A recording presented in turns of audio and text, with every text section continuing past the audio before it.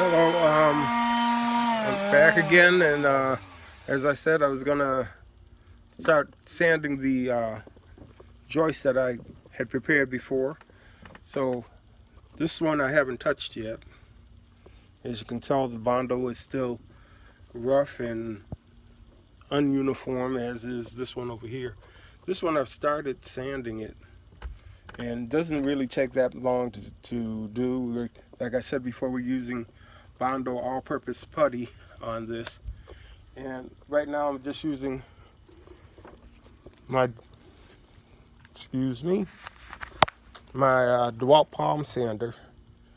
And I'm just taking, and I'm not using that high of a grit. It's probably like an 80 grit, maybe 100. And I'm just using it to knock down the high points on this beam. And then after that, I'm going to be using the peel and seal aluminum flashing tape that I purchased when we got that at Lowe's. I'm going to put that over the top of it just like I've done it here. And after that, go on and nail everything in place. So just to give you an idea of what I'm doing, I'm going to continue sanding this one here. It's kind of hard to do it one-handed while you're videoing.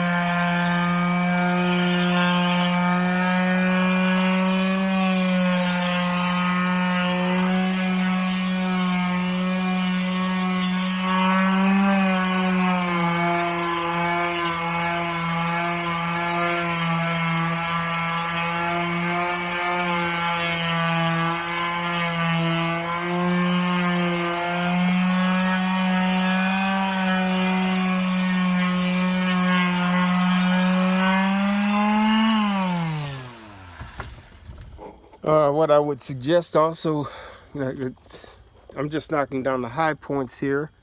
I would suggest also, using this product and along with the safety features that they say, either use at the least a dust mask, preferably a respirator. I'm using a dust mask, but like I said, a respirator is probably preferable for the manufacturer. But like I said, I'm just gonna go over and knock down the high points, and then tape the top of it and overhang it on the side of the joist to prevent water from getting into it. Well, I'm going to keep on going, and I'll come back and share some more with you. So thank you again, and have a good evening.